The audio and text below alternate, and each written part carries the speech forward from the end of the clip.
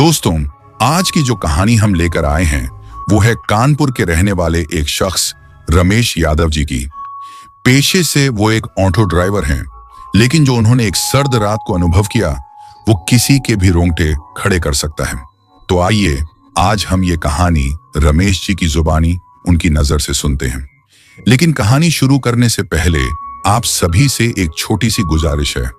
आप हमारी कहानियां तो बड़े ध्यान से सुनते हैं, लेकिन लाइक और शेयर करना अक्सर भूल जाते हैं। तो कृपया अगर आपको हमारी ये कहानियां पसंद आती हैं तो इसे ज्यादा से ज्यादा लोगों तक शेयर करें और लाइक करना न भूलें।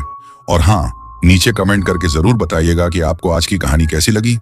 आपने अब तक बहुत सी डरावनी कहानियां सुनी होंगी, लेकिन हम पूरे यकीन के साथ कह सकते हैं कि आज की यह कहानी आपको अंदर तक झकझोर देगी।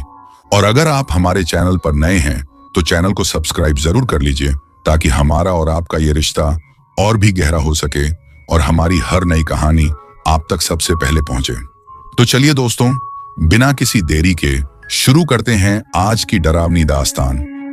आप समझते हैं, लोग सोचते हैं कि ऑटो वाले बस सवारी बिठाते हैं, छोड़ते हैं और बस इतना ही। लेकिन हमारा असली काम वो है सुनना। मैं हूं रमेश यादव। जन्म और बचपन उन्नाव के पास एक छोटे से गांव में बीता। 19 की उम्र में कानपुर आ गया था।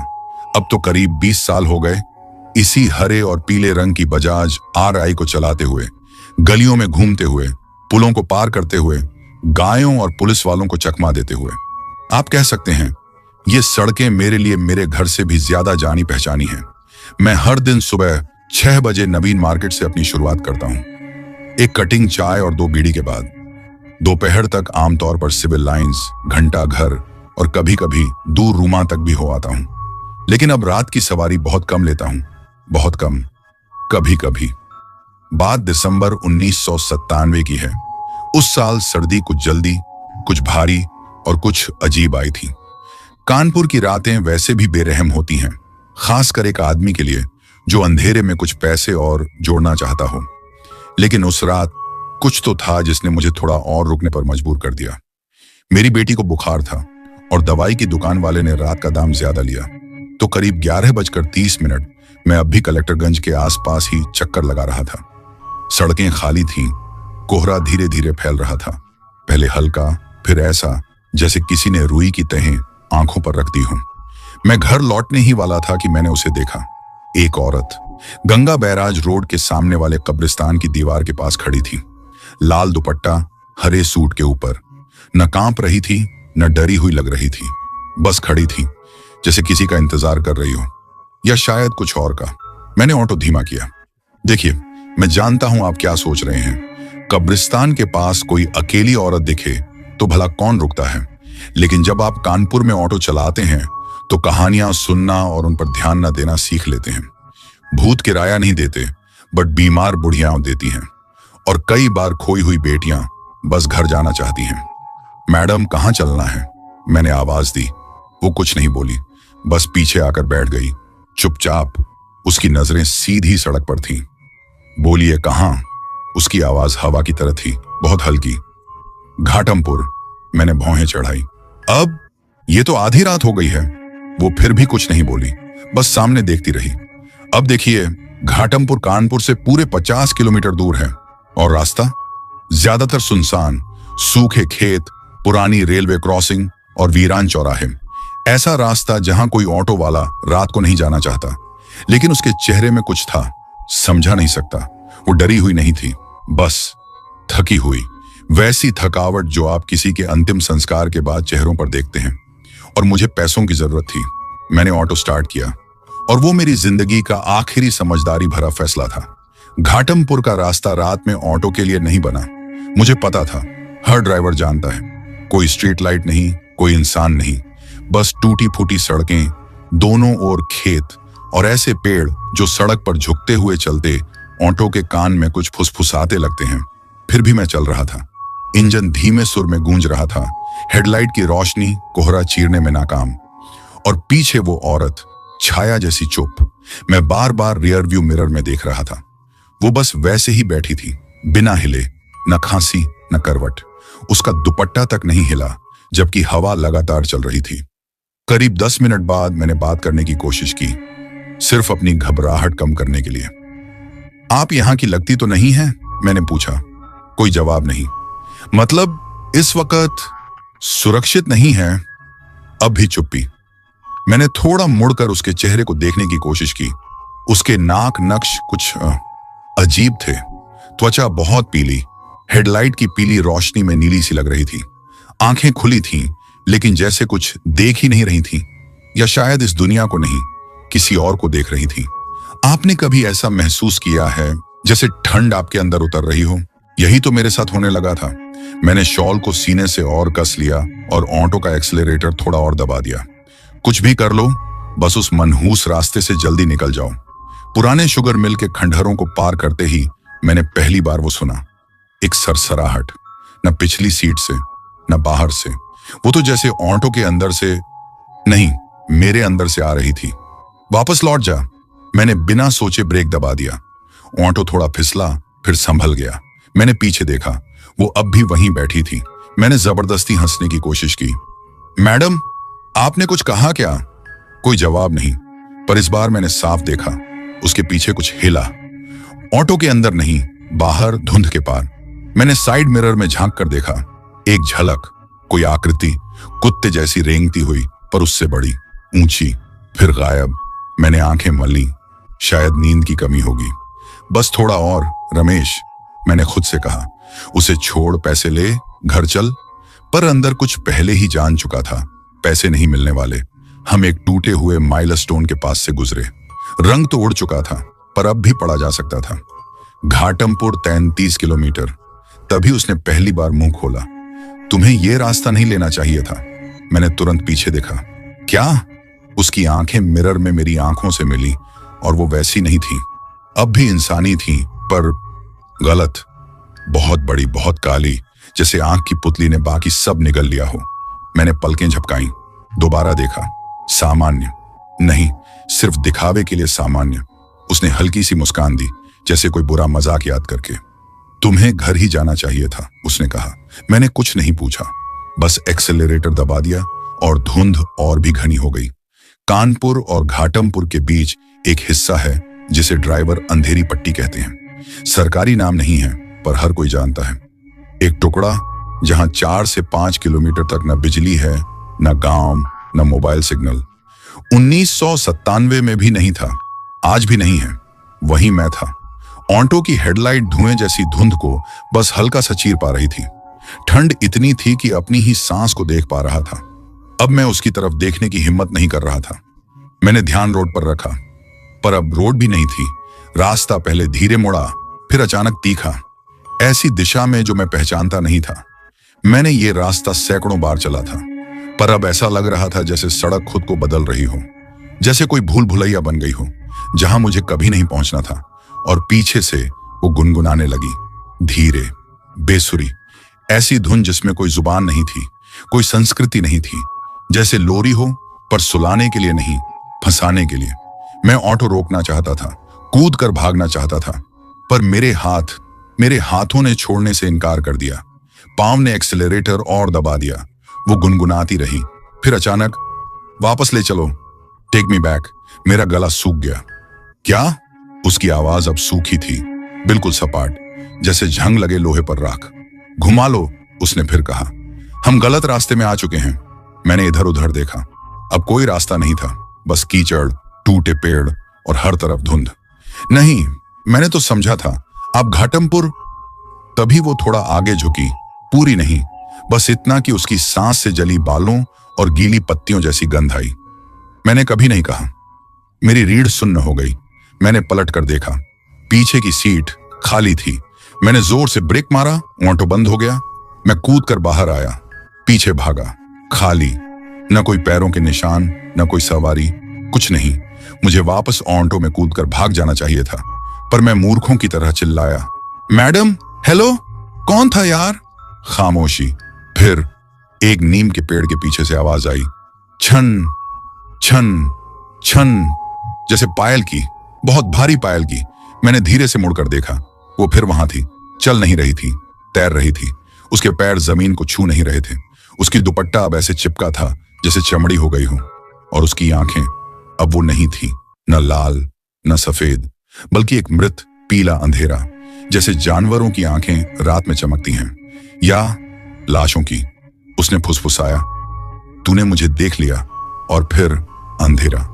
जब होश आया, ठंड मेरी हड्डियों में घुस चुकी थी। मेरी आंखें धीरे धीरे खुली, धुंधली और थकी हुई। दुनिया अब भी थी, पर कुछ तो गलत था। मैं अब उस सड़क पर नहीं था। मैं जमीन पर पड़ा था, एक उबड़ खाबड़ गीली सी जगह पर। मिट्टी की गंध, सूखी पत्तियां, टूटे टहनियों का बिछावन। मेरा शॉल गायब था, हाथ छिले हुए थे, और सबसे बुरा, ऑटो गायब था। मैं उठ खड़ा हुआ, चक्कर खा रहा था। दिल इतनी जोर से धड़क रहा था कि कानों में उसकी आवाज गूंज रही थी। सांसें टूट टूट कर आ रही थीं। मैंने चारों तरफ घूमकर देखा, कुछ नहीं, न ऑटो, न वो औरत, न सड़क, बस पेड़, नीचे बहती धुंध और एक ऐसी खामोशी जो जिंदा लग रही थी। कहां आ गया हूं मैं? मैंने कुछ कदम चलने की कोशिश की। चप्पल के नीचे कीचड़ सना जमीन चिपचिपा कर रही थी।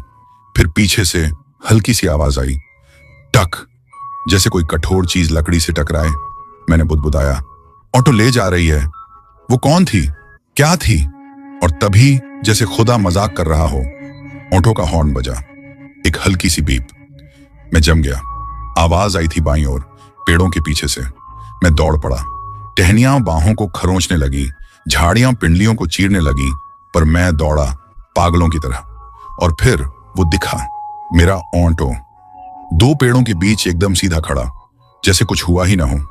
हेडलाइट बंद, इंजन शांत। मैं हांफता हुआ पास पहुंचा। भगवान का लाख लाख शुक्र है। मैंने हैंडल थामने के लिए हाथ बढ़ाया और रियर व्यू मिरर हिला। झूला नहीं, एडजस्ट नहीं हुआ।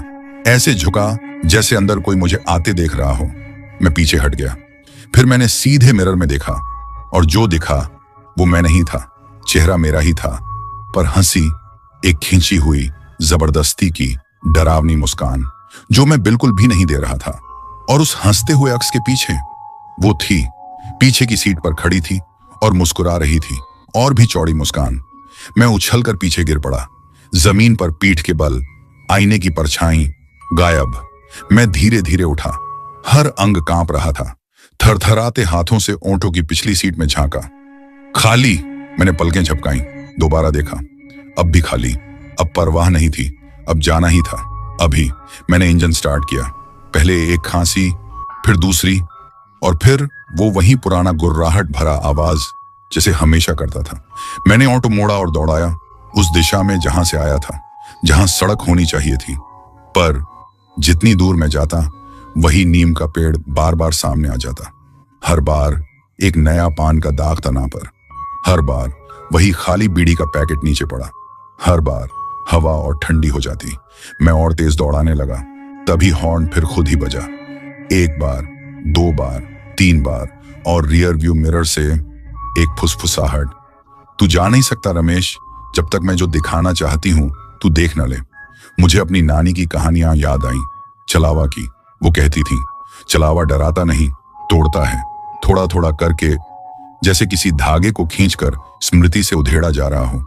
और अब जब ऑटो उसी पेड़ के चक्कर काट रहा था, मैं समझ गया था, ये कोई आम भूत नहीं था, ये कुछ और था, पुराना, चतुर, और चाहता था कुछ। मैंने अचानक ब्रेक मारा और फिर से बाहर कूदा, लेकिन इस बार मैं भागा नहीं। मैं सामने खड़ा हो गया, भारी सांसें, धड़कता दिल और धुंध की ओर नजरें टिकाए। क्या चाहती है तू? मैं चीखा। हवा ने मेरी आवाज निगल ली, लेकिन किसी ने जवाब दिया, छक छक छक। कदमों की आवाज, धीमे, ठहरे हुए, सूखी पत्तियों पर चलती चाल। मैंने एक मोटी सी डाली उठाई, दोनों हाथों से कसकर थाम ली। आगे मत आना, मैं चिल्लाया, सावधान कर रहा हूं। और फिर वो दिखा, मेरा छोटा भाई मुन्ना, उसी लाल स्वेटर में जिसमें वो मरा था 11 साल पहले। वो ऑटो की हल्की हेडलाइट में आ गया, वैसे ही मुस्कुरा रहा था जैसे तब जब वो चोरी से जलेबियां ला कर देता था। भैया, उसने धीरे से कहा, पहचाना मुझे? मैं सांस लेना भूल गया। हाथ से डाली छूट गई। ये नहीं हो सकता, वो 1986 में मरा था। सांप ने काटा था, हमारे घर के बाहर। मैंने साइकिल उधार ली थी, उसे अस्पताल ले गया था, रोते हुए, पर बचा नहीं। मैंने उसे मरते देखा था। मुन्ना, मैंने बमुश्किल कहा। वो पास आया। क्यों छोड़ा था मुझे वहां? भैया, क्यों नहीं बांधा था वो काला धागा मेरी टखनों पर, जैसा अम्मा ने कहा था? क्यों नहीं बचाया मुझे? दुनिया डगमगाने लगी। मैं घुटनों के बल गिर पड़ा। वो झोंका मेरे सामने। उसकी आंखें अब इंसानी नहीं थीं। दिखाऊं तूने क्या किया था? उसने फुसफुसाया। उसने मेरा माथा छुआ और सब कुछ बदल गया। मैं फिर अपने बचपन के घर में था। उन नाव के पास वो पुराना मिट्टी का घर, जिसकी छत टपकती थी और कोनों में जली लकड़ियों की गंध थी। अम्मा रोटियां सेंक रही थी और मुन्ना चारपाई पर पड़ा था, पसीना हांफता हुआ। जाकर किसी को ला, अम्मा चिल्लाई। मैं दौड़ा, पर इस बार मैं बीच रास्ते रुक गया, क्योंकि वो खड़ी थी, वही औरत, लाल दुपट्टे में गन्ने के खेत के छोर पर। मुझे बुला रही थी, हाथ हिला रही थी। मैं मुड़ा, एक कदम बढ़ाया। पीछे से मुन्ना चिल्लाया, भैया मत जा, मत जा। पर मैं चला गया, खेत में और भीतर, जब तक पीछे सब कुछ गायब नहीं हो गया। झटका लगा, मैं होश में आया। फिर से उसी जंगल में, सांसें तेज, दिल पागल। याद नहीं कि खड़ा कब हुआ, बस यही याद है कि घसीटते हुए ऑटो के पास पहुंचा। आशंका थी फिर से गायब न हो जाए, पर इस बार वो रुका रहा, वास्तविक, ठोस, जैसे सबका गवाह हो। मैं चढ़ा, इंजन चालू किया और इस बार ना आगे ना पीछे, बाईं ओर मोड़ लिया। टूटी पगडंडी छोड़ दी। उम्मीद थी कोई असली सड़क, कोई गांव, कोई रोशनी मिले। पहले कुछ मिनटों तक सब ठीक था। धुंध कुछ कम हुई, कुछ पेड़ सामान्य लगे, ऐसा लगा शायद बच गया। तभी वो दिखा, एक आदमी सड़क किनारे खड़ा, मध्यम आयु का, हल्की दाढ़ी, फटी पुलिस की वर्दी, हाथ उठाया जैसे रोकना चाहता हूं। मैं धीरे हुआ। साहब, मैंने पूछा, आप थाना से हैं? उसने सिर हिलाया। तुम खो गए हो ना? उसकी आवाज बहुत शांत, बहुत ज्यादा शांत। मैंने ऑटो रोका। हाँ, मैं एक सवारी को घटमपुर ले जा रहा था और तुमने उसे नहीं ले जाया, उसने कहा। मैं चौंका। क्या? तुमने उसे नहीं ले जाया? उसने तुम्हें ले लिया? फिर उसने मेरी आंखों में देखा, गहरी नजर, न डर न हैरानी, बस एक पुराना थका हुआ तरस। तुम पहले नहीं हो, उसने धीरे से कहा, और आखिरी भी नहीं होगे। मैं हक्का बक्का। क्या मतलब है आपका? वो आह भरता है। पीछे देखो। मैंने मुड़कर देखा और वहां 7 लोग खड़े थे, औरतें और मर्द, कुछ पेड़ों के बीच, कुछ खुले में, थोड़ी दूरी पर खड़े। एक ने नर्स की यूनिफॉर्म पहनी थी, दूसरा जैसे कोई स्कूल का लड़का। एक के हाथ में टूटी हुई साइकिल। उनके चेहरे पीले थे, सड़े गले नहीं, खून से सने नहीं, बस खाली, जैसे मोम की मूर्तियां जिन्हें एहसास करना भूल गया हो। और ठीक बीच में वही औरत, लाल दुपट्टे में, मुस्कुराती हुई, मुझ पर नहीं, मेरे पास खड़े उस पुलिस वाले पर। मैंने घबरा कर उसकी तरफ देखा, लेकिन वो गायब था, जैसे कभी था ही नहीं, धुंध में विलीन, जैसे सांस शीशे पर आकर छूटी हो। ऑटो का इंजन बंद हो गया, हेडलाइट बंद पड़ी, फिर बुझ गई, और फिर सन्नाटा, और वो औरत चल पड़ी, धीरे धीरे, हर कदम जैसे मेरे दिमाग में गूंजता हुआ। मैंने ऑटो के दरवाजे बंद किए। बेवकूफी, ऑटो है, कार नहीं। मैं चिल्लाना चाहता था, पर गले से आवाज ही नहीं निकली। वो आई, सामने रुकी, झुकी हल्का सा, और फिर एकदम ठंडी, कांपती हुई शांत आवाज में बोली, रमेश, कितनी दूर तक भागेगा? मैंने पहली बार बोलने की कोशिश की, गला रेत जितना सूखा। मैं ही क्यों? उसकी नजर मेरे पीछे उस खाली सड़क की ओर गई। क्योंकि जो तूने किया है उससे भाग नहीं सकता, वो तेरे साथ चलता है, हर जगह। उसने हथेली ऑटो की हेडलाइट पर रख दी। मतलब कांपा, चिच चिच चिच, फड़फड़ाया, फट गया। अंधेरा, पूरा, गहरा, फिर सरसराहटें, सैकड़ों, पेड़ों से, ऑटो के अंदर से, सीट के नीचे से मेरा नाम पुकारती, रमेश, रमेश, रमेश। मुझे होश कब गया पता नहीं, पर जब आंखें खुली, मैं फिर चल रहा था। ऑटो खुद चल रहा था। इंजन की हल्की गुर्राहट, पहिए एक अजनबी, दरारों वाली सड़क पर सरक रहे थे, जो पहले वहां थी ही नहीं। ऊपर एक फीका पीला चांद, जो कुछ देर पहले आसमान में था ही नहीं। और मैं बस बैठा था, जैसे पत्थर, हैंडल को पकड़े, पर चल नहीं रहा था। वो अब बाहर नहीं थी, वो मेरे बगल में थी, सवारी बनकर, शांत, सौम्य, जैसे किसी रात की सैर पर निकली हो। डरते वक्त तू बहुत अच्छा चलाता है, उसने कहा। मैं कुछ नहीं बोला, न बोल सकता था। मुंह सूखा, दिमाग दौड़ता, दिल जैसे किसी ताबूत के अंदर हथौड़े की तरह धड़कता। वो झुकी, चेहरा मेरे नजदीक। मौत के पार तू पहले भी चला है रमेश, है ना? मैंने पलकें झपकाई। क्या? उसने दूर की ओर इशारा किया और अचानक जंगल गायब हो गया। हम वापस थे कानपुर में, सालों पहले। मैं इस सड़क को जानता था, पुरानी जीटी रोड, राउतपुर क्रॉसिंग के पास। एक हादसा हुआ था यहाँ, छोटा सा पर बड़ा हो गया। एक बाइक वाला रात का वक्त बिना हेलमेट कहीं से आया, टकरा गया, गिर पड़ा। मैं घबरा गया, न रुका, बस चलता रहा। वो मर गया। मैंने किसी को कभी नहीं बताया। और अब वही रात, वही मोड़, वही बाइक वाला जिंदा, तेज रफ्तार में उसी कोने से आ रहा था और मैं सीधे उसी की ओर। ब्रेक मारो, मैं चिल्लाया, पर ऑटो नहीं रुका। और तेज वो औरत बस देखती रही। नहीं नहीं प्लीज, मैं गिड़गिड़ाया। मैं दोबारा नहीं देखना चाहता, उसने फुसफुसाया। पर इस बार तू देखेगा। ऑटो उससे टकराया, पर टक्कर जिस्म से नहीं थी, आत्मा से थी। जैसे किसी पुराने पाप से भिड़ जाना जिसने सालों इंतजार किया हो सजा देने के लिए। उसका शरीर हवा में उछला, जमीन से टकराया और फिर उठ गया, खड़ा हो गया। उसकी गर्दन टूटी हुई थी, मुंह से खून बह रहा था, फिर भी खड़ा था। धीरे धीरे ऑटो की ओर बढ़ा। उसकी नजर मेरी नजरों से जुड़ी रही। तू छोड़ गया मुझे। उसने अपना हाथ ऑटो की विंडशील्ड पर रखा। तुम सब छोड़ जाते हो। मैं टूट गया, माथा स्टीयरिंग पर टिका दिया। आंखें बह चली, डर से नहीं, शर्म से।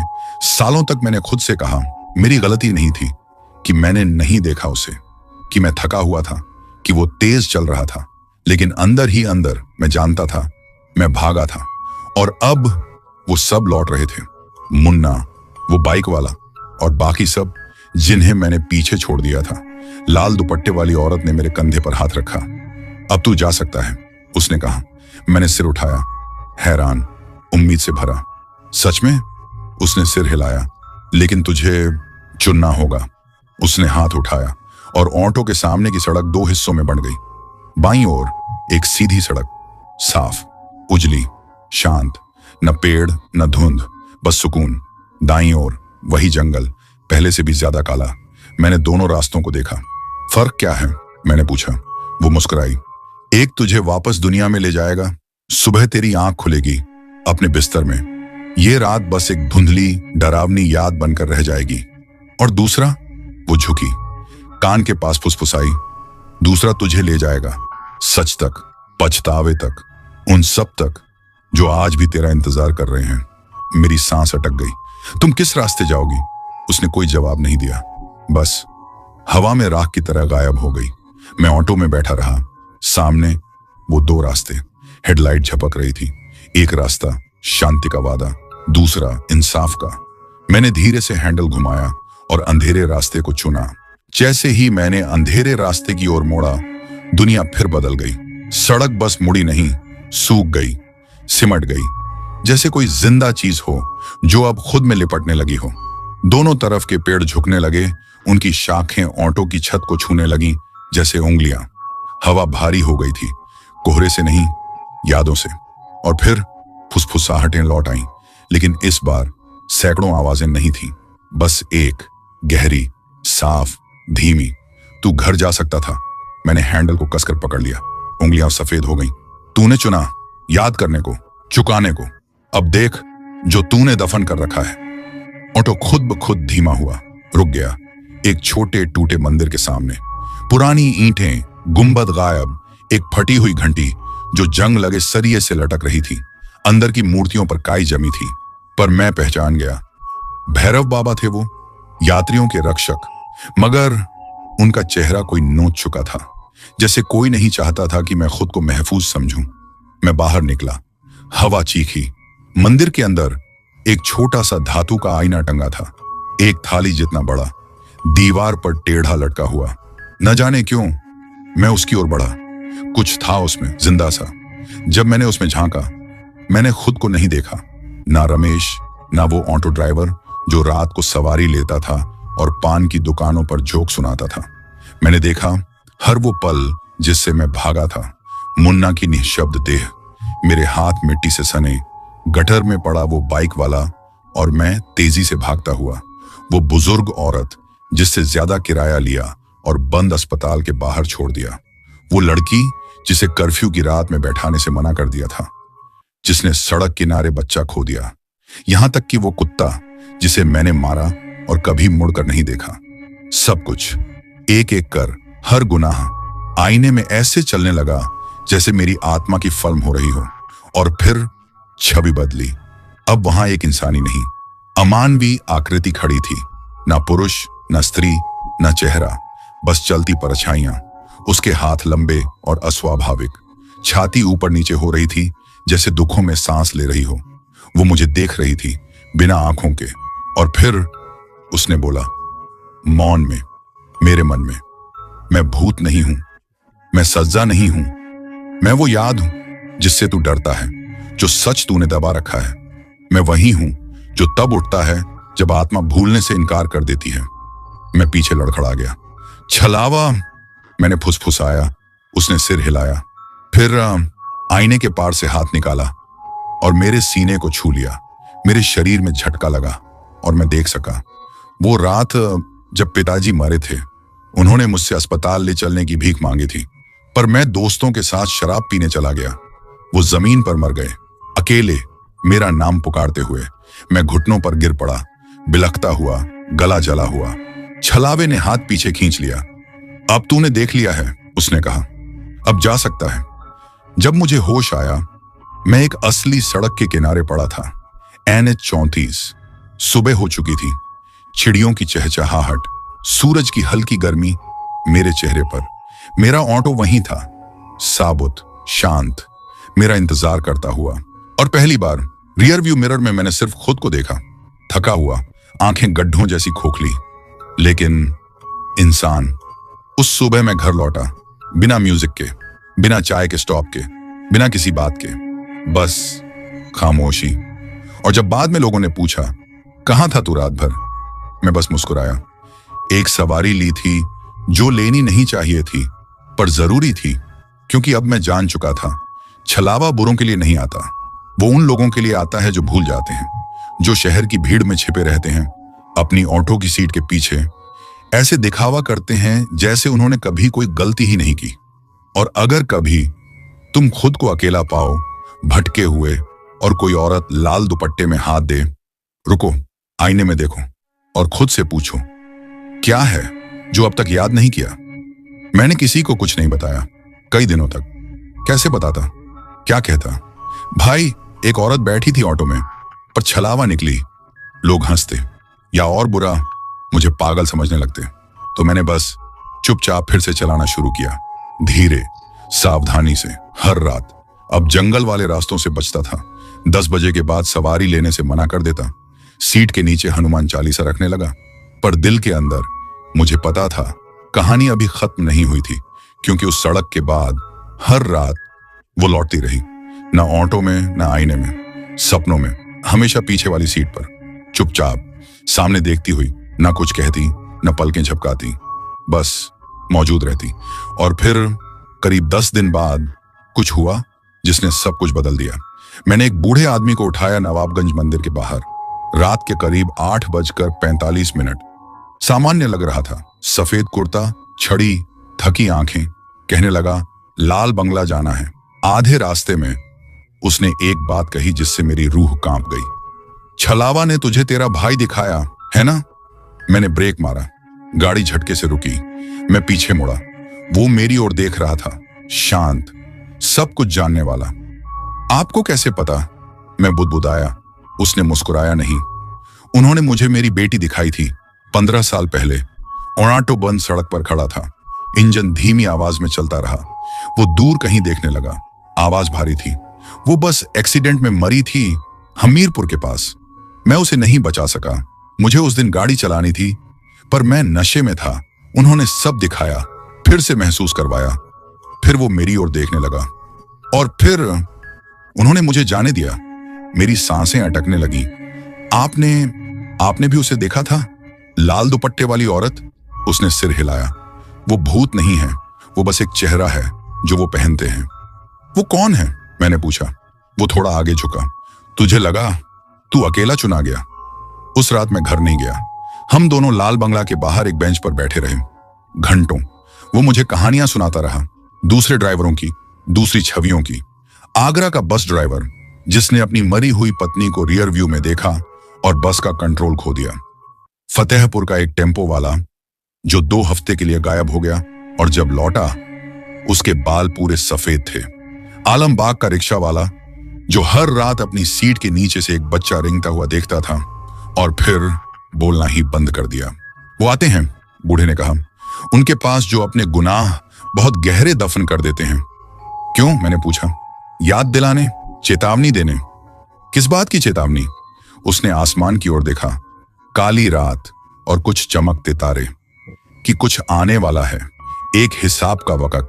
और हम जो दूसरों को ढोते हैं, हम उसका हिस्सा बनेंगे। मैंने उसे भोर से पहले घर छोड़ा। उसने पैसे नहीं दिए, अलविदा भी नहीं कहा, बस उतरा और धीमे से फुसफुसाया, जब फिर से शुरू होगा रमेश, तब तुम अकेले नहीं होगे। शुरुआत एक संदेश से हुई। बूढ़े आदमी से मिलने के 3 रात बाद मैं चुनीगंज चौक पर ऑटो खड़ा किए गुप्ता टी स्टॉल के पास उसी टूटे कुल्हड़ से चाय पी रहा था। हवा में हल्की धुंध थी, सीधी, बेगुनाह, मगर ठंड अजीब थी। मध्य अप्रैल में पसीना आना चाहिए था, लेकिन उस रात ऐसा लगा जैसे जनवरी चुपके से लौट आई हूं। करीब 1 बजे मैंने घर लौटने का फैसला किया। आंखें भारी थीं। जेब से चाबी निकालते हुए मैं ऑटो की ओर बढ़ा और तभी मैंने देखा वो शब्द मेरी ऑटो की विंडशील्ड पर लिखे हुए, खून जैसी लकीरों में भीतर की तरफ से खरोंच कर उकेरे गए। सवारी ले लो। मैं चौंक कर पीछे हटा, इधर उधर देखा, कोई नहीं, सिर्फ दूर से एक कुत्ते के भौंकने की आवाज और पान वाले की गुनगुनाहट। मैंने अपने दुपट्टे से शीशा पोंछा, कुछ नहीं मिटा। मैं ऑटो में बैठा। भीतर से कुछ दिखाई नहीं दे रहा था। संदेश सिर्फ बाहर से दिखता था, जैसे ये चेतावनी मेरे लिए नहीं थी, किसी और के लिए थी जो मुझे देख रहा था। उस रात मैं घर नहीं गया। पूरा शहर घूमा, लाल बंगला से घंटा घर, फिर आर्य नगर के रास्ते वापसी।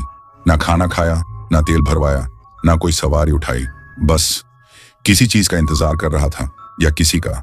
और ठीक 2:42 सुबह एक आवाज आई। कांच पर एक हल्की सी थपकी। न दस्तक, न पुकार, बस एक नर्म, जानबूझकर दी गई टैप। मैंने मुड़कर देखा। एक आदमी खड़ा था, उम्र कोई 30 से 32, बाल बिखरे हुए, आंखें लाल, शराब से नहीं, रोने से, सफेद शर्ट पसीने से गीली, हाथ में एक मुड़ी तुड़ी फोटो। भैया, उसने कहा, गंगा बैराज, जल्दी। मेरे अंदर कुछ चिल्लाया, मत जा, लेकिन कुछ और गहरे कहीं धीरे से बोला, यही है वो सवारी। मैंने सिर हिलाया। वो चुपचाप बैठ गया। गंगा बैराज की सड़क खाली थी, न ट्रक, न टेम्पो, न पुलिस, बस हमारे इंजन की आवाज और हवा की सरसराहट। 20 मिनट तक वो कुछ नहीं बोला, फिर धीरे से पूछा, तुमने कभी किसी को खोया है? मैंने कोई जवाब नहीं दिया।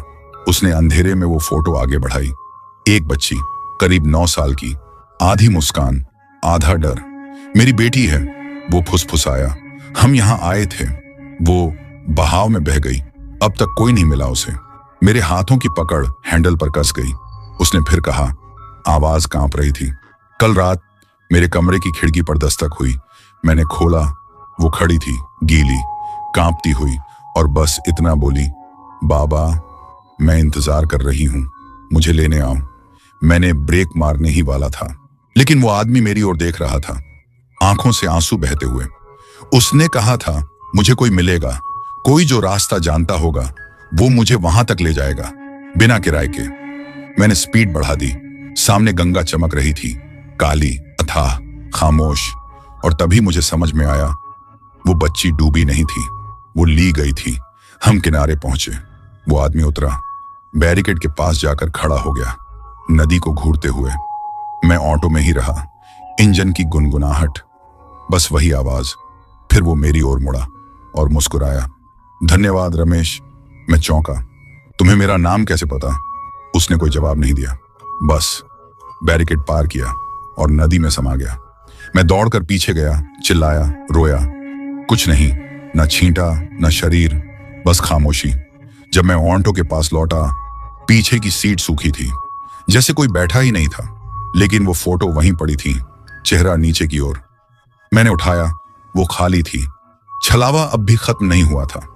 उसने मुझे एक काम सौंपा था, उन सवारियों को उठाने का काम जिन्हें कोई और नहीं उठाता, खोए हुए लोगों को पहुंचाने का, भूली हुई यादों का गवाह बनने का।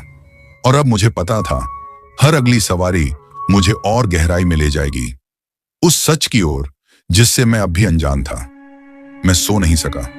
गंगा बैराज की उस रात के बाद मैं भोर तक ऑटो में ही बैठा रहा, उस खाली तस्वीर को घूरते हुए, जैसे वो जिंदा हो उठेगी और कुछ कह देगी। नदी ने उस आदमी को ले लिया था, पर जो चीज रह गई थी वो थी उसकी आवाज। जिस अंदाज में उसने मेरा नाम लिया था, जैसे वो मुझे जानता हो, जैसे उसे किसी ने भेजा हो। किसने? छलावे ने, या उससे भी कुछ ज्यादा डरावना। अगली सुबह मैं पहुंचा यूसुफ भाई के पास, पुराना टैक्सी मिस्त्री जो अब रावतपुर स्टेशन के पास की झोपड़ी में बीड़ी पीते बैठा करता था। कभी मेरा ऑटो ठीक किया करता था, जब तक गठिया ने उसकी उंगलियों को जंग लगे औजार न बना दिया। वो खाट पर बैठा था, आंखें धंसी हुई, जैसे जिंदगी बहुत कुछ दिखा चुकी हो। किसी भूत को देखा लगता है। वो बड़बड़ाया, शायद उठा लिया मैंने। उसने हंसी नहीं उड़ाई, पलकें भी नहीं झपकाई, बल्कि वो थोड़ा आगे झुका, आंखें तेज हो गईं। लाल पहनकर बैठती है पीछे की सीट पर आधी रात, तब तक कुछ नहीं बोलती जब तक वो चाहती नहीं। जाते जाते कुछ छोड़ जाती है जो तुम साथ नहीं लाए थे। मेरे रोंगटे खड़े हो गए। मैंने चुपचाप सिर हिलाया। उसने इधर उधर देखा, जैसे हवा को परख रहा हो, फिर पूरब की ओर इशारा किया। यार्ड में जा। मैंने भौहें चढ़ाई। कौन सा यार्ड? उसने आवाज धीमी कर ली। पुराना टैक्सी डंप, हाईवे बाईपास के पार, कल्याणपुर के बाद। 20 साल पहले बंद हो गया था, जब सारे ड्राइवर गायब होने लगे। अब कोई नहीं जाता वहां, कचरा बीनने वाले भी नहीं। मैं वहां क्यों जाऊं? उसने मेरी आंखों में झांका। क्योंकि तू पहला नहीं है रमेश, और अगर तू बिना समझे और आगे गया, उसने मेरी छाती पर उंगली मारी, तो लौटेगा नहीं। उस शाम मैंने वही रास्ता लिया जो यूसुफ भाई ने बताया था। सूरज डूबते डूबते मैं पहुंच गया। नीम के पेड़ों और टूटी दीवारों के पीछे एक वीरान मैदान, धूल और झाड़ियों से ढंका। मरे हुए ऑटो, सड़े हुए टैक्सी, जंग लगे स्कूटर और 80 के काले पीले कैब्स, सभी एक दिशा में मुड़े हुए, जैसे कोई अब भी उन्हें चलाने की प्रतीक्षा में हो। और बीच में एक पुराना फीका ऑफिस केबिन, खिड़कियां टूटी हुई, दीवारें उखड़ी हुई, दरवाजा अधखुला। मैं भीतर गया। सबसे पहले जो महक आई वो सडन नहीं थी, ना ही पेट्रोल। वो थी पुराने गीले कागजों की, लॉग बुक्स के ढेर, टेबल और फर्श पर बिखरे हुए, छिटकती रजिस्टर पन्नियां, जंग लगे क्लिपबोर्ड, चूहों से कुतरे हुए पन्ने, और हर एक पर, पहले पन्ने पर एक ही बात लिखी थी।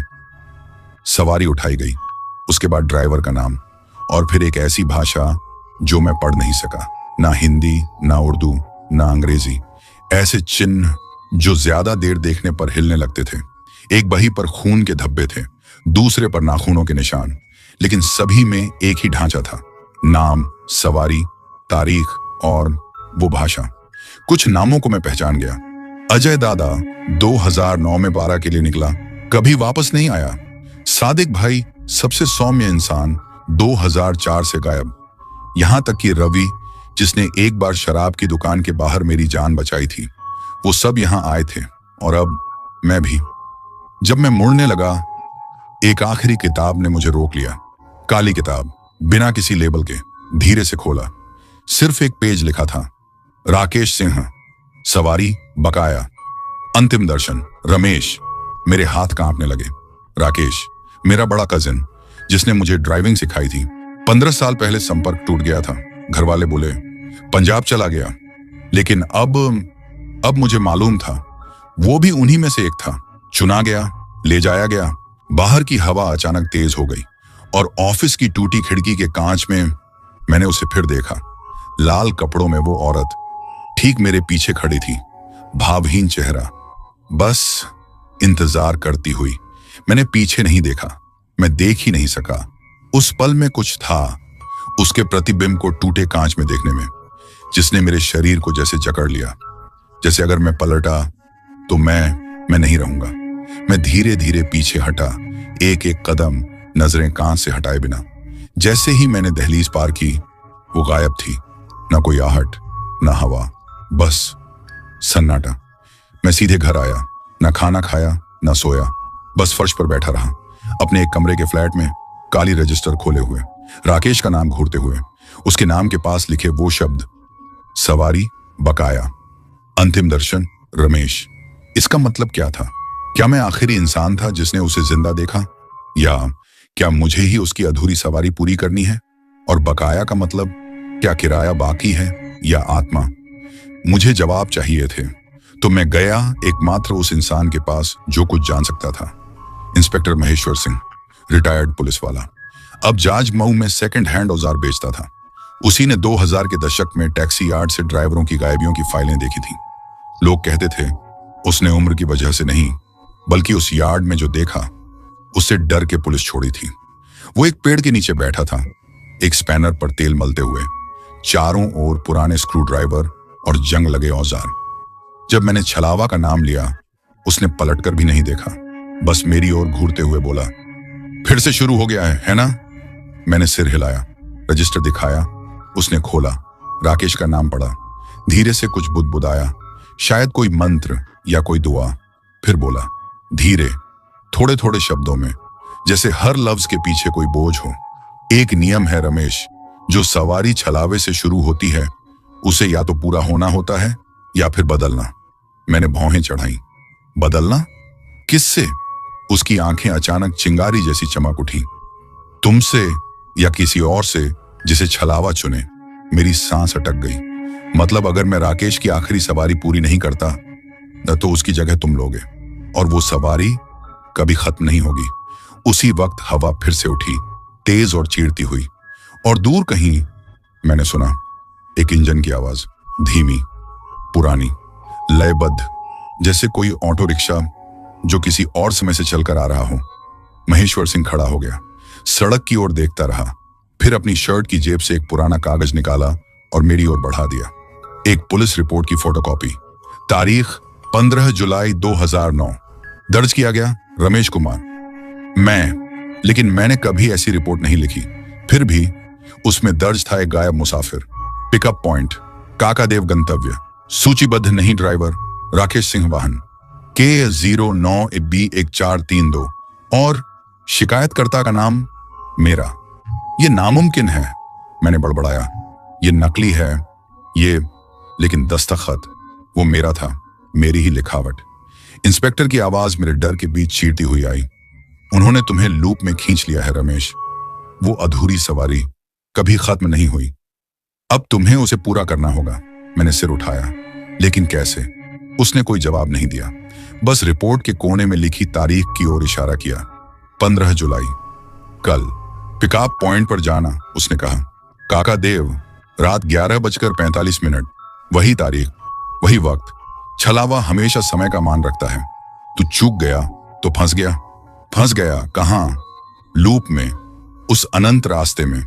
वो मुड़ा और चला गया, मुझे छोड़कर, हवा के साथ, उस कागज के साथ, और उस सिहरन के साथ जिसे कोई सूरज भी जला नहीं सकता था। मैं घर लौटा, दीवार को घूरता रहा सारी रात। न आंख झपकी, न शरीर हिला, क्योंकि अब एक बात साफ थी, राकेश गायब नहीं हुआ था। वो अब भी चला रहा था, अब भी फंसा था उस सवारी में, मेरे इंतजार में कि मैं वो पूरा करूं जो वो नहीं कर सका। 15 जुलाई, काकादेव, रात 11:43। मैंने अपना ऑटो पुरानी फल मंडी के पास उस चमकती टिमटिमाती हैलोजन लाइट के नीचे पार्क किया। चारों ओर सन्नाटा था, अजीब तरह का सन्नाटा, यहां तक कि कुत्ते भी नहीं भौंक रहे थे आज। सड़क की बत्तियां भी थक चुकी थीं, जैसे नींद और नींद के बीच झूल रही हूं। मैंने डैशबोर्ड की घड़ी देखी, 11:44। 1 मिनट बचा था। हथेलियां पसीने से भीगी थी, दिल की धड़कन इतनी तेज थी कि ऑटो का इंजन भी फीका लग रहा था। हवा तक ठहरी हुई थी, जैसे पूरा शहर सांस रोक कर बैठा हो। और फिर 11:45, कदमों की आहट सुनाई दी, न तेज न डरपोक, बस धीमे, सधे हुए, नंगे पांव। वो निकली बंद पान की दुकान की गली से। लाल रंग की फीकी साड़ी में एक औरत चल रही थी, जैसे उसके पास सारा समय हो इस दुनिया का। मैंने उसका चेहरा नहीं देखा, उसने एक शब्द नहीं कहा, बस चुपचाप आकर पीछे वाली सीट पर बैठ गई, बिल्कुल बीच में, हाथ गोदी में रखे, सिर थोड़ा झुका हुआ। मैंने नहीं पूछा कहाँ जाना है, क्योंकि अब मैं जानता था मंजिल मायने नहीं रखती। जैसे जैसे ऑटो चला, रास्ते बदलने लगे। ना कोई रिक्शा, ना आवारा कुत्ते, ना चाय की टपरी, ना टूटे बोर्ड, ना कचरे के ढेर, ना इंसान, बस साफ असीम सड़कें। उन दोनों ओर लंबे लंबे पेड़ जो मैंने कानपुर में कभी नहीं देखे थे। हवा ठंडी हो गई थी, तेज नहीं लेकिन प्राचीन, जैसे वो हवा जो किसी पुराने कुएं या भूले बिसरे मंदिरों के पास होती है। मैंने रियर व्यू मिरर देखा, वो जा चुकी थी, लेकिन उसकी परछाई वहीं थी, ना हिलती ना डोलती, बस मौजूद। अचानक ऑटो झटका खाकर रुका, इंजन ने खरखराना शुरू किया, हेडलाइटें झपकाईं, एक बार, दो बार, फिर अंधेरा, सड़क, पेड़, आसमान, सब कुछ गायब। मैंने ब्रेक मारे, कोई असर नहीं, कोई आवाज नहीं, कोई गंध नहीं, सिर्फ सन्नाटा। और तभी उसकी आवाज आई, तुमने उसे छोड़ दिया। 3 शब्द, धीरे लेकिन चीखों से ज्यादा गहरे छुपते हुए। मैं पलटा, वो फिर पीछे बैठी थी, मुझे देखती हुई। उसका चेहरा धुंधला था, धुएं की तरह बदलता हुआ, लेकिन उसकी आंखें बिल्कुल राकेश जैसी, गरम, थकी हुई और सवाल करती हुई। तुमने उसे आखिरी बार देखा था, तुमने पीछे मुड़कर नहीं देखा। और उसी पल मुझे याद आया, राकेश को आखिरी बार कब देखा था। मैं 19 साल का था, वो 25 का। रात की फिल्म के बाद उसने मुझे घर छोड़ा था। कुछ अजीब लग रहा था उस दिन, चेहरा पीला था, मन कहीं और। मैंने पूछा, सब ठीक है? वो मुस्कुराया और बोला, बस एक राइड लेनी है। यही आखिरी बार था जब किसी ने उसे देखा। मैंने ना कॉल किया ना पूछा, वो गायब हो गया और मैं बस आगे बढ़ गया। अब तक वो औरत झुकी मेरी ओर। ये सवारी उसकी थी, या अब तुम्हारी है, जब तक तुम इसे खत्म ना कर दो। मैंने कांपती आवाज में पूछा, कैसे, कहां जाना है? उसने कोई जवाब नहीं दिया, बस खिड़की की ओर इशारा किया। एक ऐसा रास्ता जिसे मैंने कभी नहीं देखा था, जहां हवा लू की लहरों जैसी कांप रही थी, जहां क्षितिज टेढ़ा लग रहा था, जैसे पूरी दुनिया झुक रही हो, मुड़ रही हो। मैंने गले में सूखी हुई सांसें रोकी, ऑटो उस अनजाने रास्ते की ओर मोड़ा और एक्सेलरेटर दबा दिया। और फिर दुनिया पिघलने लगी। पेड़ छायाओं में बदल गए, आसमान लाल हुआ, फिर काला, सड़क चौड़ी हो गई। मैं अब कानपुर में नहीं था, शायद भारत में भी नहीं। मैं एक ऐसी जगह से गुजर रहा था जो किसी जगह के बीच की जगह थी। और फिर दूर से कुछ चमकता हुआ दिखा। एक गेट, पुराना, लकड़ी का, खाई से ढका हुआ, ऊपर एक नाम खुदा था, एक ऐसी भाषा में जिसे मैं पढ़ नहीं सका, लेकिन वो नाम जैसे खुद ब खुद मेरे मन में गूंज गया। Loop of the lost. उस गेट के पार दर्जनों ऑटो खड़े थे, इंतजार करते हुए। हर एक के भीतर एक ड्राइवर, आंखें खुली, सीधे आगे देखती हुई, जैसे समय में जमे हुए हों। और उन्हीं में से एक था राकेश। उसका चेहरा शांत, हाथ हैंडल पर, आंखें बिल्कुल सूनी, जैसे देखना भूल गया हो। मैं चीखा, राकेश भैया! कोई जवाब नहीं, कोई हरकत नहीं। और तभी वो लाल साड़ी वाली औरत उतरी, धीरे धीरे चली, राकेश के ऑटो तक पहुंची, उसके कंधे पर हाथ रखा और राकेश ने पलकों को झपकाया, बस एक बार। और फिर जैसे धूल हवा में उड़ती है, वो भी बिखरने लगा, टुकड़ों में, धीरे धीरे, जब तक सिर्फ उसका ऑटो बचा, खाली, उसकी सीट खाली। वो औरत मेरी तरफ मुड़ी, मुस्कुराई, अब तुम्हारी बारी है। मैं हिल नहीं सका। उस औरत ने, जिसे मैंने अब तक सिर्फ एक छाया समझा था, अभी अभी मेरे भाई को धुएं में बदलते देखा, और अब वो उसी सीट की ओर इशारा कर रही थी जो अब मेरी थी। उस ख्याल से ही जी में चलाया। अब तुम्हारी बारी है। मैंने सिर हिलाया। नहीं, तुमने कहा था सवारी को खत्म करना है, तुमने कहा था मुझे इसे पूरा करना है। वो धीरे धीरे मेरी ओर मुड़ी, चेहरे पर वही रहस्यमयी मुस्कान। हाँ रमेश, लेकिन पहले तुम्हें जानना होगा ये जगह असल में है क्या। मैंने पीछे देखा, रास्ता गायब था, न पहियों के निशान, न वापसी की राह, सिर्फ वही gate, loop of the lost, और उसके पार ऑटो का जंगल, कतारों में खड़े, हर एक में एक जमी हुई आत्मा। कुछ चेहरों को मैं पहचानता था, चेहरे से नहीं कहानियों से। चिंटू भैया, जो लाल बंगला की रात वाली सवारी के बाद गायब हुए। ललित, जिसकी ऑटो सूनी नहर में चलती पाई गई थी। तबरेज, जिसने आखिरी पैसेंजर के लिए रास्ता बदला था। अब सब यहीं थे, फंसे हुए, इंतजार करते हुए। कुछ सीधे बैठे जैसे रुकी हुई घड़ियां, कुछ धीरे धीरे गोल घूमते हुए जैसे एक ऐसे लूप से निकलना चाह रहे हों जो अब किसी नियम को नहीं मानता। वो औरत आगे बढ़ी, मुझे इशारे से बुलाया। मैं ऑटो से उतरा। पांव कांप रहे थे। यहाँ की हवा ठंडी ही नहीं थी, वो भारी थी, जैसे पानी में चल रहा हूं। हर ऑटो के पास से गुजरते हुए मुझे एहसास हुआ, यादें, मगर मेरी नहीं।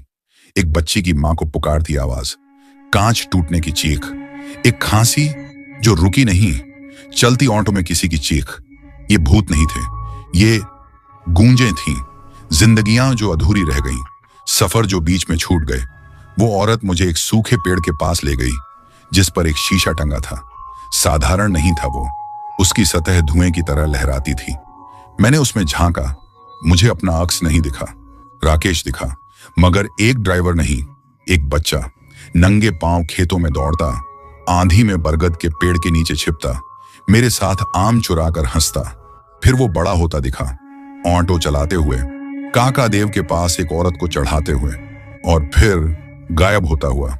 ऑटो धुएं में बदलता, चेहरा सन्नाटे में घुलता। चलावा, वो औरत बोली, कोई भूत नहीं है रमेश, ये अधूरी बात है जो खत्म नहीं हुई, जो जाने नहीं देती। मैं पलटा, दिल धक धक करता हुआ।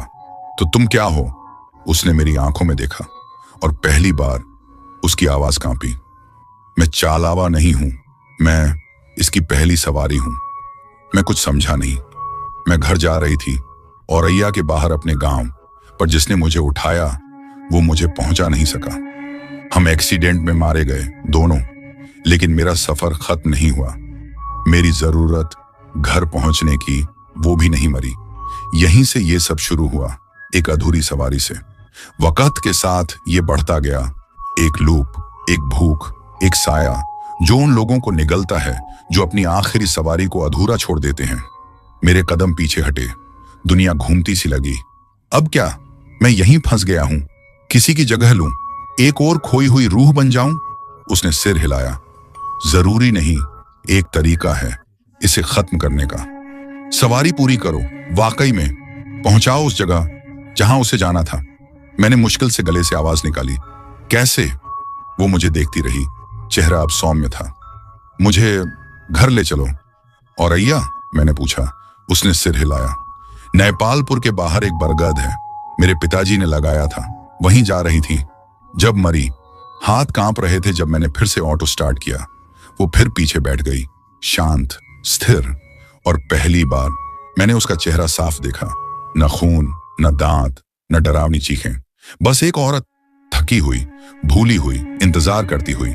मैंने इंजन चालू किया, वो दहाड़ उठा, और उसी पल लूप ऑफ द लॉस्ट बदलने लगा। कोहरा छूट गया, एक रास्ता बना, पतला, टेढ़ा, लेकिन असली, और दोनों ओर फंसे हुए ऑटो गायब होने लगे। एक एक करके उनके ड्राइवर पलके झपकाते, जागते, और फिर रोशनी में घुल जाते। मैंने ड्राइव किया और पीछे वो गेट धूल बनकर बिखर गया। सड़क अब भी आगे बढ़ती जा रही थी, लेकिन इस बार ये वही सड़क थी जिसे मैं पहचानता था। पुराने टूटे हुए माइलस्टोन पर जाने पहचाने नाम उकेरे थे, पांखी, रानिया, झींझक, फफूंद। ये अब कोई सपना नहीं था। मैं औरैया की ओर चला जा रहा था, उस पुराने नेपालपुर वाले बरगद के पेड़ की ओर। वही रास्ता जो राकेश कभी पूरा नहीं कर पाया। वो अब भी पीछे बैठी थी, शांत, स्थिर, और अब पहले से कहीं ज्यादा इंसान जैसी। उस अजीब सी ठंडी ऊर्जा की जगह अब उसके चेहरे पर एक थकान थी, जैसे कोई औरत बहुत लंबी यात्रा के बाद आखिरकार घर लौट रही हो। हम दोनों चुप थे, क्योंकि शायद हम दोनों ही जानते थे ये सवारी बातों की नहीं थी, ये याद करने की थी। धीरे धीरे तारे फीके पड़ने लगे। आसमान का रंग नील काला से धुंधला स्लेटी हो गया। सुबह की पहली रोशनी दस्तक दे रही थी, और फिर मैंने उसे देखा। वो परिचित सा मोड़ जिसके पार गन्ने के खेतों से हमेशा मीठी सी महक आती थी, जहां कभी कभार ही कोई ट्रक गुजरता था, जहां हवा अक्सर कुछ रहस्य फूंकती हुई सी लगती थी। बरगद का पेड़, ऊंचा, प्राचीन, लाल धागों से लिपटा हुआ। किसी ने उसके तने पर गेरुए रंग से तिलक किया था। जड़ के पास कुछ दिए रखे थे, बुझ चुके लेकिन छुए नहीं गए। मैंने ऑटो रोक दिया। इंजन धीरे से सिसकारी भरकर बंद हो गया। वो बिना कोई आवाज किए उतरी और तभी मैंने एक बात पहली बार नोटिस की। वो नंगे पांव थी, लेकिन उसके पैरों पर ना धूल थी, ना कोई थकावट का निशान, जैसे वो कभी जमीन पर चली ही ना हो। वो पेड़ के पास गई, कुछ पल ठिठकी, फिर मेरी ओर मुड़ी और मुस्कुराई। ना वो डरावनी मुस्कान जो मैंने सपनों में देखी थी, ना किसी भूत जैसी खोखली हंसी, बस एक सादगी भरी राहत वाली मुस्कान, जैसे कोई इंसान आखिरकार वो जगह पाले जिसे वो बरसों से ढूंढ रहा हो। धन्यवाद रमेश। उसकी आवाज धीमी थी, लेकिन मेरे सीने में गूंज रही थी। मैं भी ऑटो से उतरा। क्या यही था? उसने सिर हिलाया। यहीं आ रही थी जब मरी थी। वो नहीं पहुंच पाया, लेकिन तुम पहुंच गए। तुमने लूप तोड़ दिया रमेश। तुमने याद रखा कि सफर अभी अधूरा था। बस इतना ही चाहिए होता है चालावा को, कि कोई याद रखे सवारी अभी खत्म नहीं हुई है। उसने धीरे से पेड़ को छुआ, अपना हाथ तने पर रखा। हवा तेज होने लगी, लाल धागे हिलने लगे, जैसे कोई पुरानी दास्तान फुसफुसा रहे हों। और फिर वो गायब होने लगी, डर के साथ नहीं, बल्कि शांति के साथ, जैसे सुबह की पहली धूप में कोहरा घुल जाता है। उसने एक आखिरी बार मुझे देखा। बाकियों को बताना, अपनी आखिरी सवारी अधूरी मत छोड़ना। हर सवारी का मतलब होता है। और फिर वो चली गई। न चीख, न चमक, बस शांति। उस सुबह थोड़ी देर बाद मैं उस पेड़ के नीचे बैठा रहा। कितनी देर याद नहीं। ना कोई फोन का सिग्नल, ना कोई आवाज, बस मैं, मेरा ऑटो और सीने में उठती कोई हल्की सी गर्माहट, जैसे कुछ टूट कर फिर से जुड़ रहा हो। फिर मैंने पीछे हाथ बढ़ाया सीट के नीचे, और वहां कुछ पाया जो मैंने कभी रखा ही नहीं था। एक पुरानी फोटो, काली सफेद फटी हुई। एक आदमी ऑटो में बैठा और उसके पास एक लड़की लाल साड़ी में मुस्कुराती हुई। मैंने फोटो पलटी। पीछे फीकी स्याही में सिर्फ 2 शब्द लिखे थे, धन्यवाद। उसी शाम मैं वापस कानपुर लौटा। कोई मेरी कहानी पर यकीन नहीं करता, लेकिन सब ने एक बात जरूर नोट की, मैं बदल चुका था। अब मैं कभी रात की सवारी नहीं टालता, हर सवारी को पूरा करता, चाहे वो जहां भी ले जाए। और हर बार जब कोई पैसेंजर उतरता, मैं शीशे में जरूर देखता, तसल्ली करने के लिए कि वो सच में उतर चुका है। क्योंकि कई बार सवारी तब खत्म नहीं होती जब पैसेंजर उतर जाए। उस सफर को अब 3 साल हो चुके हैं। वो राइड जो मैंने कभी मीटर में नहीं डाली, जो मैंने कभी दर्ज नहीं की, लेकिन जिसने मुझे हमेशा के लिए बदल दिया। लोग कहते हैं मैं अब शांत हूं, थोड़ा ज्यादा सब्र वाला। कुछ लोग कहते हैं समझदार हो गया हूं, पर सच्चाई ये है, उस सुबह नेपालपुर से लौटने के बाद से मैं सड़क की आवाज थोड़ी अलग सुनने लगा हूं। कभी कभी जब मैं ऑटो स्टैंड पर खाली बैठा होता हूं, तो मुझे वो आवाजें सुनाई देती हैं जो बाकी लोग नहीं सुनते। हवा में फुसफुसाहटें, किसी अनजान मुसाफिर की हंसी, वो बातें जो कहकर भी कभी कहीं नहीं गईं। और कभी कभार जब मैं काका देव की उस लंबी बाईपास वाली सड़क से आंखें मुंह कर गुजरता हूं, मैं उसे देखता हूं, राकेश, अपना हरा बजाज ओंटो चलाता हुआ, एक हाथ हैंडल पर, दूसरे से मुझे इशारा करता हुआ। मैं कभी हाथ नहीं हिलाता, बस हल्का सा सिर हिला देता हूं, क्योंकि मुझे पता है वो भी मुझे देख रहा है। कुछ रातें ऐसी होती हैं जब मैं बहुत देर से लौटता हूं, 1:30 या शायद 2 बजे। कानपुर की सड़कें तब खाली होती हैं, सिर्फ चौकीदार होते हैं और साए। अब मैं उन्हें यही कहता हूं, यादों के चालावा, वो मुसाफिर जिनके नाम मैंने कभी नहीं पूछे, जिनकी आवाजें मैंने अनसुनी कर दी, जिनकी मंजिलों को मैंने अहमियत नहीं दी। लेकिन अब मैं उनसे नहीं डरता, क्योंकि अब मुझे ये बात समझ आ गई है, चालावा सिर्फ तब भटकता है जब कोई सफर अधूरा छोड़ दिया जाए। अब जब कोई सड़क किनारे से आवाज लगाता है, बुजुर्ग औरत, कोई नन्हा लड़का या शराब में धुत एक आदमी जो बंद दुकान के नीचे पड़ा हो, मैं रुकता हूं, पूछता हूं, कहां चलना है भैया? और जब तक वो अपनी मंजिल तक ना पहुंच जाएं, मैं नहीं जाता। डर से नहीं, बल्कि इसलिए क्योंकि अब मैंने डर से बड़ी चीज सीख ली है। सवारी कभी सिर्फ सवारी नहीं होती, वो चलती हुई कहानी होती है। किसी की किताब का अगला पन्ना, कभी कभी वो किसी के घर लौटने का आखिरी मौका। और मैं कौन होता हूं किसी को वो मौका ना देने वाला। बाकी ड्राइवर आज भी मजाक उड़ाते हैं। रमेश भैया और उनके हॉन्टेड रूट्स। जब मैं 2 बजे किसी सवारी को उठाता हूं या 50 रुपए के लिए शहर की सीमा से बाहर छोड़ने चला जाता हूं, वो हंसते हैं। हंसने दो, क्योंकि कभी कभी, बस कभी कभी, जब मैं किसी को उतारता हूं और वो बिना कुछ कहे धुंध में आगे बढ़ जाता है, मैं शीशे में देखता हूं और उस खामोशी में मुझे उसकी आवाज फिर सुनाई देती है। बाकियों को बताना, अपनी आखिरी सवारी अधूरी मत छोड़ना। तो दोस्तों, आज की डरावनी कहानी यहीं खत्म होती है। उम्मीद है आपको यह किस्सा पसंद आया होगा। अगर कहानी ने आपको छुआ तो नीचे कमेंट में अपनी राय जरूर दें।